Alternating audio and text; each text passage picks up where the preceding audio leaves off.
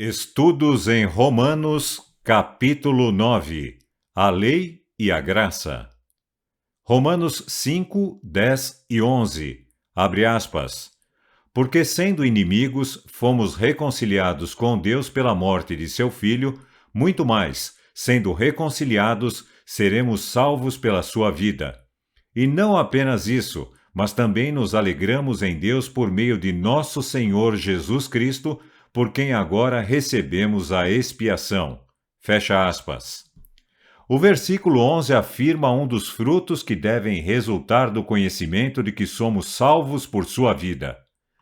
Quando os homens têm uma certeza bem fundamentada de que são salvos pela vida de Jesus Cristo, quando percebem que é assim, até que se torna parte de seu próprio ser, eles se regozijarão em Deus, por meio de Jesus Cristo, seu Senhor. Não pode haver nada além de alegria no coração de uma pessoa quando ela sabe que é salva pela vida de Cristo. Esse é o segredo de se alegrar na tribulação. Romanos 5, 12. Abre aspas. Portanto, como por um homem entrou o pecado no mundo, e pelo pecado a morte, e assim a morte passou sobre todos os homens, porque todos pecaram. Fecha aspas. Esse versículo contém uma proposta parcialmente declarada. Você notará que, começando com o versículo 13 e continuando até o final do 17º, há um parêntese. Então, no versículo 18, a proposta é retomada e completada. A primeira parte do versículo 18 é meramente equivalente à primeira parte do 12º. É a mesma verdade expressa em outras palavras. Abre aspas. Portanto, como pela ofensa de um, veio juízo sobre todos os homens para condenação. Romanos 5, 18. Em seguida, a parte final do versículo completa a proposta. Abre aspas. Mesmo assim, pela justiça de um, o dom gratuito veio sobre todos os homens para a justificação de vida. Fecha aspas. Romanos 5, 18. Podemos notar, mais brevemente, os versículos intermediários.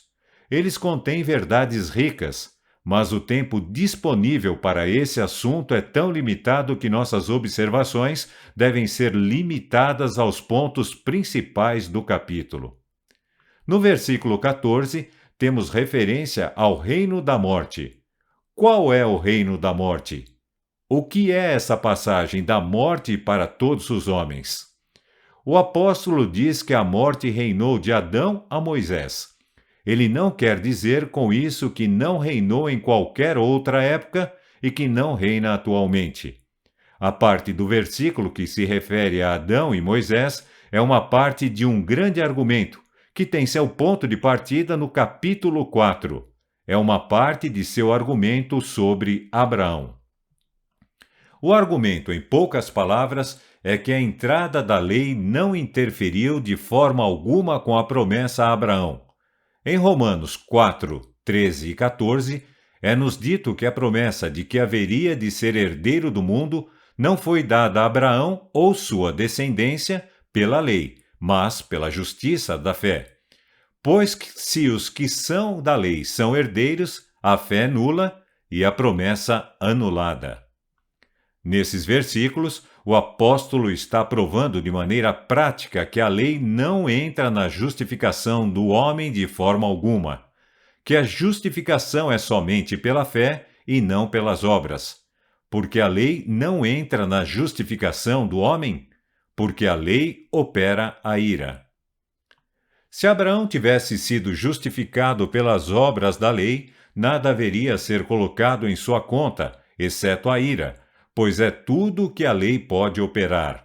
Mas, por outro lado, quando ele não é justificado pela lei, pois essa só pode acrescentar ira à sua conta, e é justificado pela fé, então a vida é colocada em sua conta, e a vida é o que ele queria, não a ira.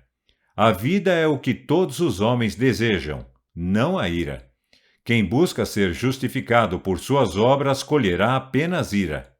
Abraão recebera a herança somente em virtude da promessa e receber a sua justiça somente pela fé que teve. Alguns pensam que existem duas maneiras de ser salvo, porque o Senhor deu a lei no Sinai e a morte reinou até aquele momento. Então é claro que isso significa que a lei trouxe vida. Assim pensam. É verdade que o Senhor deu a lei no Sinai, mas a lei já existia no mundo muito antes de ser promulgada no Sinai. Abraão tinha a lei, e por meio da justiça da fé, ele foi capaz de guardar essa lei. Portanto, a entrada da lei no Sinai não guerreou contra a promessa de Deus a Abraão. Não houve fase diferente do plano de salvação introduzido no Monte Sinai ou na época do Êxodo. Não houve mais lei depois daquela época do que antes. Abraão guardou a lei. Se não houvesse nenhuma lei lá, Abraão nunca poderia ter sido justificado, mas ele guardou a lei por sua fé. A morte reinou pelo pecado antes da época de Moisés, mas a justiça foi imputada à vida.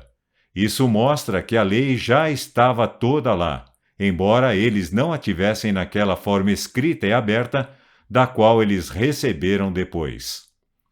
Em relação ao reinado da morte, estou convencido de que perdemos muito do bem e do encorajamento que há neste 5º capítulo simplesmente pela má aplicação destas palavras. A morte reinou, e também a expressão a morte passou sobre todos os homens, porque todos pecaram. Por que a morte passou para todos os homens? Porque todos pecaram. Por um homem o pecado entrou no mundo. Muitos vão parar neste ponto e filosofar e questionar como isso poderia ser e tentar descobrir por si mesmos o que há de justo nisso. Eles perguntarão por que estamos aqui nesta condição pecaminosa sem termos tido qualquer escolha ou opinião sobre o assunto. Agora sabemos que havia um homem no princípio e ele caiu. Somos seus filhos, e é impossível nascermos em uma condição mais elevada do que ele. Alguns se excluirão da vida eterna porque não conseguem entender isso com exatidão e ver o que há de justo nisso. A mente finita do homem não pode fazer isso, então é melhor para ele deixar isso em paz e se dedicar a buscar a salvação oferecida. Esse é o ponto importante a ser considerado por todos. Sabemos que estamos em uma condição pecaminosa e que essa condição pecaminosa é uma condição perdida. Vendo, então, que estamos em uma condição perdida, não é melhor para nós devotarmos nossas energias para buscar atingir aquele estado pelo qual podemos estar em uma condição de salvo?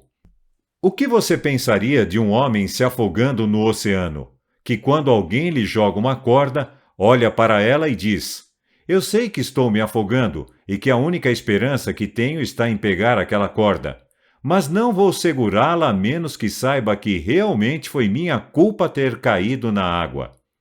Se foi minha própria culpa, então eu vou aceitar, porque eu sou o único culpado por estar nesta condição.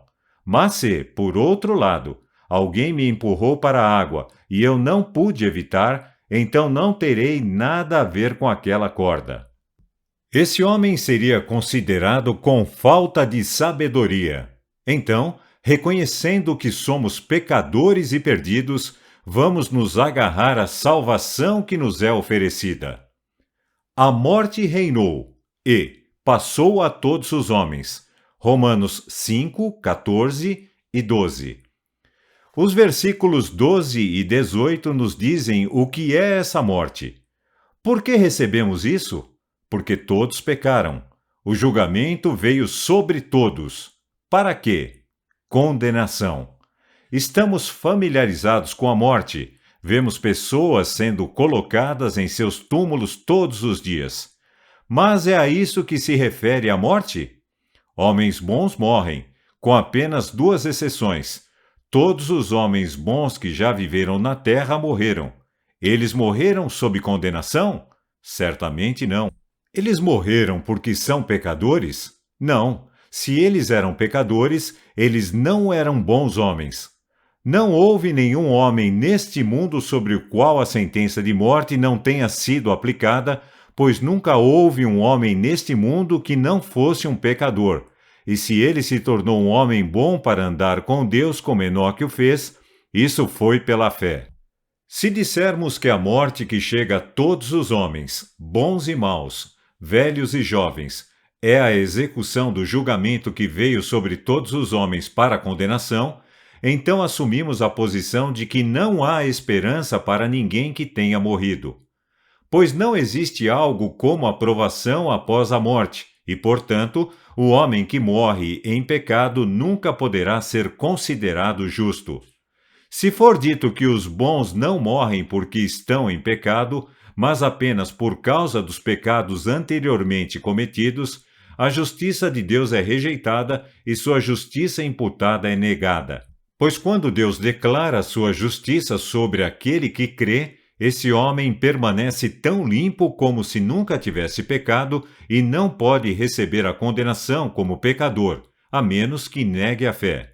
Jesus disse, abre aspas, em verdade vos digo que aquele que ouve a minha palavra e crê naquele que me enviou tem a vida eterna, e não entrará em condenação, mas passou da morte para a vida.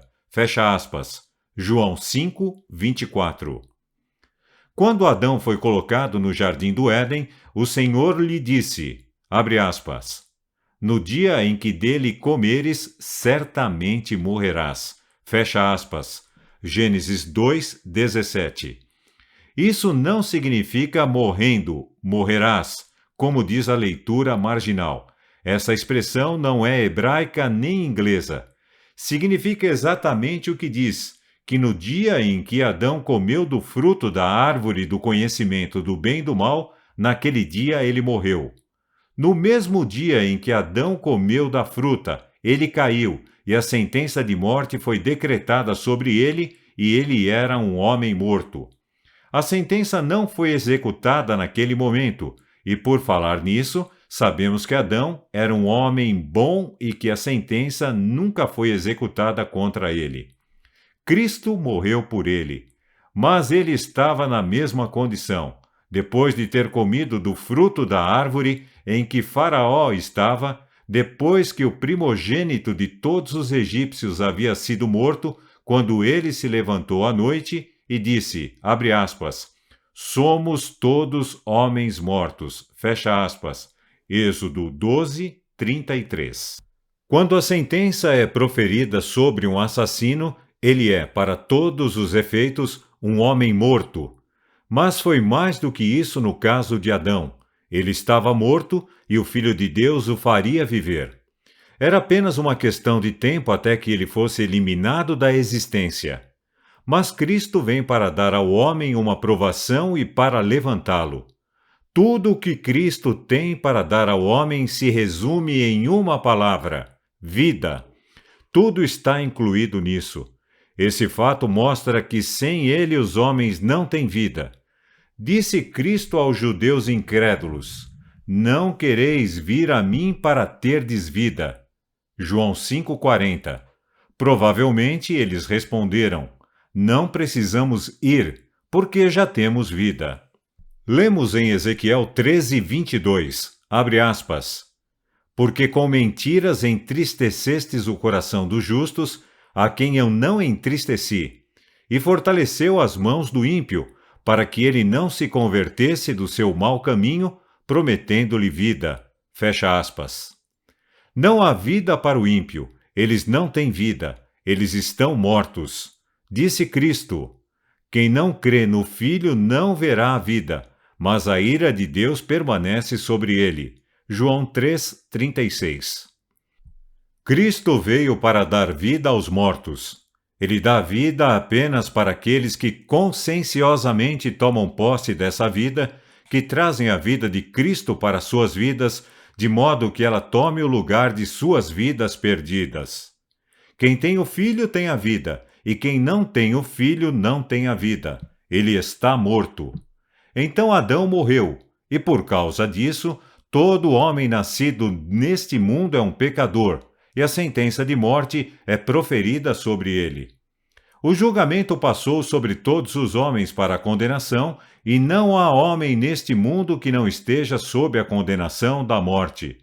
A única maneira de ele se livrar dessa condenação e dessa morte é por meio de Cristo, que morreu por ele e que, em seu próprio corpo, carregou nossos pecados na cruz. Ele suportou a penalidade da lei e sofreu a condenação da lei por nós, não por si mesmo, pois não tinha pecado. Abre aspas. Como por um homem entrou o pecado no mundo e a morte pelo pecado, mesmo assim, pela justiça de um, o dom gratuito veio sobre todos os homens para a justificação da vida. Fecha aspas. Romanos 5, 12 e 18. Qual é o dom? É um dom gratuito pela graça e pertence a muitos. A obra de Adão mergulhou o homem no pecado. A obra de Cristo tira os homens do pecado. A única ofensa de um homem levou muitos a muitas ofensas. Mas a obediência de um só homem reúne as muitas ofensas de muitos homens e os tira de debaixo da condenação dessas ofensas. Então, o dom gratuito é a justiça de Cristo. Como obtemos a justiça de Cristo? Não podemos separar a justiça de Cristo do próprio Cristo. Portanto, para que os homens recebam a justiça de Cristo, eles devem ter a vida de Cristo. Portanto, o dom gratuito vem sobre todos os homens que são justificados pela vida de Cristo. A justificação é vida, é a vida de Cristo. Abre aspas. Porque, assim como pela desobediência de um só homem, muitos foram feitos pecadores, assim também pela obediência de um, muitos serão feitos justos. Fecha aspas. Romanos 5, 19.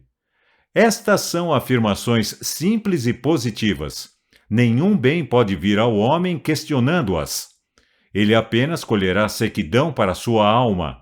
Vamos aceitá-las e acreditar nelas. Abre aspas. O dom gratuito veio sobre todos os homens para justificar sua vida. Fecha aspas. Romanos 5, 18. Todos os homens serão justificados? Todos os homens poderiam, se quisessem, mas disse Cristo, abre aspas, não quereis vir a mim para terdes vida. João 5,40. Todos estão mortos em ofensas e pecados. A graça de Deus que traz a salvação apareceu a todos os homens. Está ao alcance de todos os homens e aqueles que não entendem são aqueles que não querem. Romanos 5,19, abre aspas. Assim como muitos foram feitos pecadores pela desobediência de um só homem, assim, pela obediência de um, muitos serão feitos justos. Fecha aspas. Isso resolve toda a questão, se você e eu podemos fazer obras que nos tornem justos. É pela obediência de um homem. Agora, que homem será esse? Posso praticar a justiça que vai lhe fazer algum bem? Não. Você pode praticar a justiça que me fará bem? Não. Suponha que um homem pudesse fazer boas obras que seriam lançadas em sua conta para torná-lo justo. Quem ele seria? Não posso fazer isso por você e você não pode fazer isso por mim. Então, quem é o homem? Jesus Cristo de Nazaré. Isso resolve a questão de se a justificação pela fé vem pela lei. Pela obediência de Cristo, muitos são feitos justos ou obedientes. Justiça é obediência à lei. Você já leu ou ouviu falar de algum ser humano que guardou a lei perfeitamente? Ou você já ouviu falar de alguém, por mais alto que fosse seu padrão, que não alcançou o patamar que desejava? Mesmo os homens mundanos, muitas vezes, têm um ideal próprio, mas quanto mais perto podem chegar desse ideal, maior é a falta que vem em si mesmos. Qualquer pessoa que seja sincera ao tentar alcançar um alto padrão, quando chegar lá, verá algo além disso. Existe uma vida imaculada. Há um homem, o homem Cristo Jesus, que resistiu com êxito a todos os poderes do pecado quando estava aqui na terra. Ele era a palavra feita carne. Deus em Cristo reconciliou o mundo consigo mesmo. Ele poderia estar diante do mundo e desafiar qualquer um a convencê-lo do pecado. Nenhuma astúcia foi encontrada em sua boca.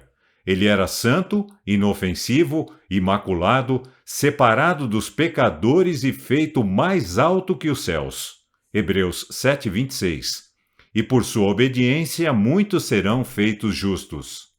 Aí vem a pergunta: como pode ser isso? É a mesma pergunta que os judeus apresentaram a Cristo quando ele disse, abre aspas, se não comerdes a minha carne e beberdes o meu sangue, não tendes vida em vós. Fecha aspas. João 6:53. Disseram, como pode este homem nos dar sua carne para comer? Há muitos hoje que podem ser encontrados fazendo a mesma pergunta quando dizem, como posso ter sua vida ou sua justiça? Jesus poderia explicar a eles como ele poderia dar-lhes sua carne? Ele não poderia fazer isso, exceto pelas palavras que lhes disse. Elas são espírito e vida. O plano de salvação não pode ser explicado ao homem. Foi feito por um ser infinito e não podemos entendê-lo.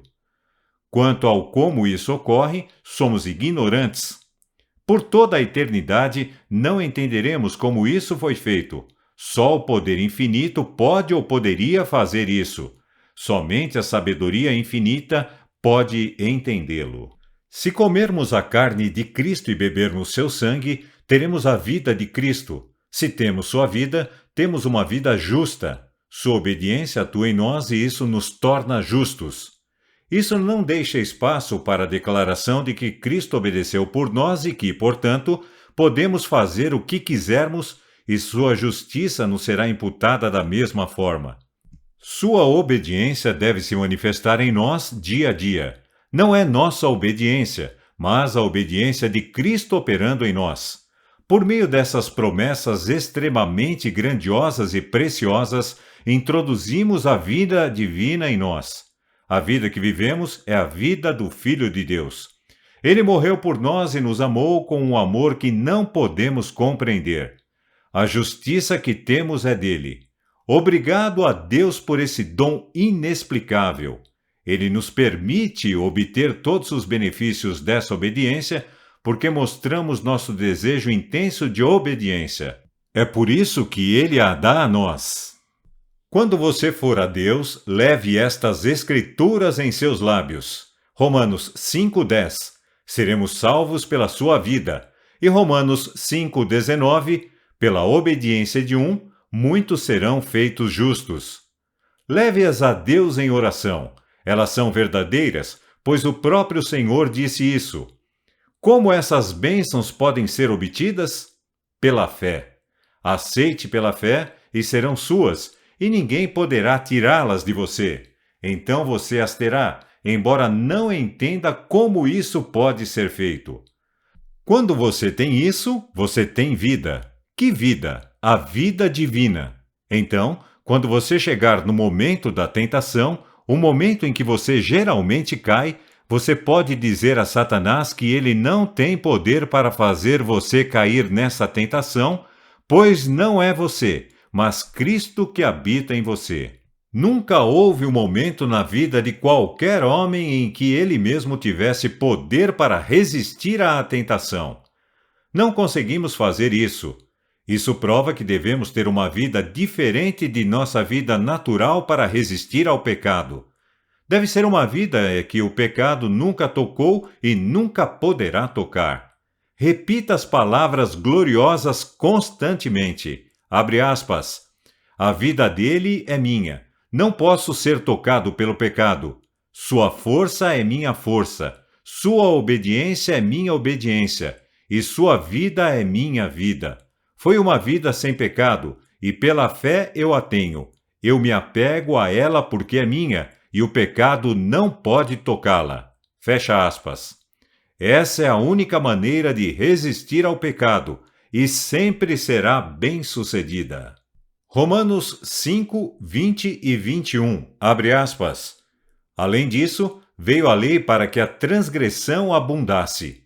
Mas onde abundou o pecado, superabundou a graça, para que, assim como pelo pecado reinou na morte, assim também a graça reinasse pela justiça para a vida eterna por Jesus Cristo, nosso Senhor. Fecha aspas. A lei entrou em vigor na época em que foi proclamada do Sinai. Ela entrou em vigor para que a ofensa, ou pecado, pudesse abundar. Mas onde abundou esse pecado, superabundou a graça. Havia pecado no mundo antes que a lei fosse proclamada no Sinai. Portanto, a lei já existia antes de ser proclamada no Sinai. Mas Deus falou daquela maneira terrível e naquele tom de trovão no monte, com o propósito de que o pecado pudesse aparecer em sua excessiva malignidade. Foi feito para que o povo pudesse ver o pecado mais como Deus o via. Essas coisas foram escritas para nosso benefício.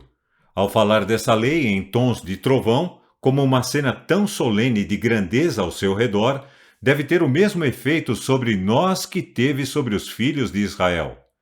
Devemos ver as nuvens de trovão e os relâmpagos, e eles devem lançar o terror em nossos corações. Além disso, quem tocasse no monte morreria. O que isso significa? Tudo isso pretendia mostrar o horror da lei. A lei foi dada dessa maneira para que o povo pudesse ver a maravilhosa majestade que ela tinha e que por meio dela nenhum homem poderia obter a vida. Era tão grande que nenhum homem poderia guardá-la. Tudo relacionado com a sua doação conspirou para mostrar ao homem que a única coisa que ele poderia obter dela era a morte. Foi tão grande, tão inexprimivelmente grande, que eles nunca poderiam alcançar as alturas dela. Ela foi dada dessa forma para mostrar ao povo que nela só havia morte e condenação para eles. Então a lei não foi dada apenas para colocar desânimo no coração das pessoas? Não. Volte a Abraão e veremos o que mais foi ensinado pela promulgação da lei. Houve uma promessa a Abraão e a sua semente justa, de uma herança justa. Essa promessa foi feita a Abraão e a sua semente pelo próprio Deus. Deus havia prometido sua própria existência para que houvesse homens justos, homem cuja justiça deve ser igual à justiça da lei.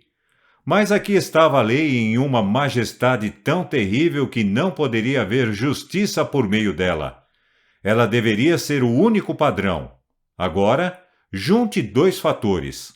Primeiro, a lei é tão santa em suas reivindicações que nenhum homem pode obter qualquer justiça por meio dela, como foi mostrado na sua proclamação.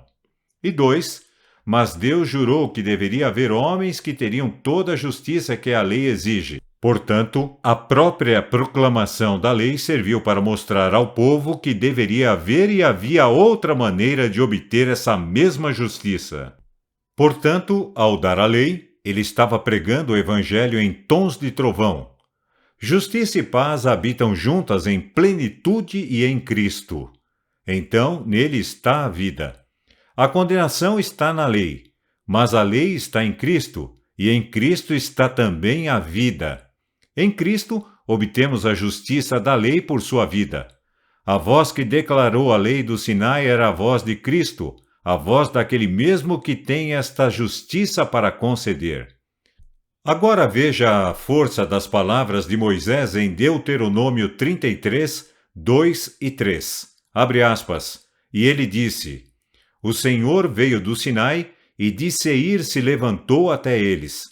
Ele brilhou do monte Parã, e ele veio com 10 milhares de seus santos, de sua mão direita saiu uma lei ardente para eles. Sim, ele amava o povo. Fecha aspas. A entrega dessa lei foi uma das mais elevadas manifestações de amor que poderia haver, porque pregava ao povo em tom mais forte que havia vida em Cristo. Aquele que deu a lei foi aquele que os tirou do Egito. Foi ele quem jurou a Abraão que ele e sua semente seriam justos, e isso mostrou a eles que não poderiam obter justiça na lei, mas que eles poderiam obtê-la por meio de Cristo. Portanto, havia uma superabundância de graça. pois onde abundou o pecado pela proclamação da lei, abundou muito mais a graça. Isso acontece toda vez que há um pecador convertido. Antes de sua conversão, ele não percebe a pecaminosidade de seus pecados. Então a lei entra e mostra como esses pecados são terríveis. Mas com ela vem a suave voz de Cristo, em quem há graça e vida. Quão precioso é ter essa convicção do pecado transmitida ao nosso coração, pois sabemos que é parte da obra do Consolador que Deus envia ao mundo para convencer do pecado. É parte do consolo de Deus convencer do pecado, porque a mesma mão que convence do pecado contém o perdão, para que, assim como o pecado reinou até a morte, assim também a graça reinasse pela justiça para a vida eterna por Jesus Cristo nosso Senhor. Nesta graça, temos novamente aquelas palavras preciosas, muito mais. Onde o pecado abunda, a graça abunda muito mais. O Senhor sonda o coração e conhece nossos pecados. Devemos andar lamentando e suspirando, dizendo que nossos pecados são tão grandes que Deus não pode perdoar pecadores como nós? Algumas pessoas parecem imaginar que Deus nunca soube que eles tinham pecados. Então, eles dizem que não são dignos que Ele tire seus pecados. Eles não podem ver como Ele pode salvá-los. Quem é que nos faz sentir pecadores? Quem nos mostra nossa indignidade? Como descobrimos que pecamos? É Deus que nos mostra nossos pecados. Ele os conhecia o tempo todo. Não consideramos isto, que Deus conhece todos os nossos pecados antecipadamente e que Ele é quem os mostra a nós pela primeira vez quando somos convencidos do pecado por Ele. Quando Deus fez o plano de salvação, Ele sabia o que estava fazendo. Ele conhecia o coração humano. Ele conhecia a profundidade da degradação em que a humanidade cairia, como nenhum homem jamais conheceu. Agora, por meio de sua lei, Ele leva o conhecimento dos pecados aos nossos corações, e então esse pecado abunda na proporção que deveria. Antes era pequeno aos nossos olhos, mas Ele nos faz ver como Ele o vê. Lembre-se de que é o Consolador que convence. Lembre-se de que onde o pecado abunda em seu coração ou em sua mente, aí a graça abunda muito mais. É a sua firme convicção disso que torna a graça eficaz em tirar o pecado. Cristo é capaz de salvar perfeitamente aquele que por meio dele vem a Deus. Não se pode pedir nada tão bom ou tão grande, mas o que ele é capaz de fazer é muito mais. Deus não tem que tomar a medida da graça e olhar para o mundo para ver quantos há entre os quais ela precisará ser dividida, e então trabalhar para reparti-la de modo que haja o suficiente para todos. Ele nos dá a medida nas Escrituras, abundante, sacudida e transbordante. Não importa quão grandes sejam os pecados a serem encobertos, há graça muito mais do que suficiente para fazê-lo. O homem mortal pode ser coberto com a justiça de Cristo como uma vestimenta. Então, vamos tomar a vida de Cristo pela fé e viver uma nova vida.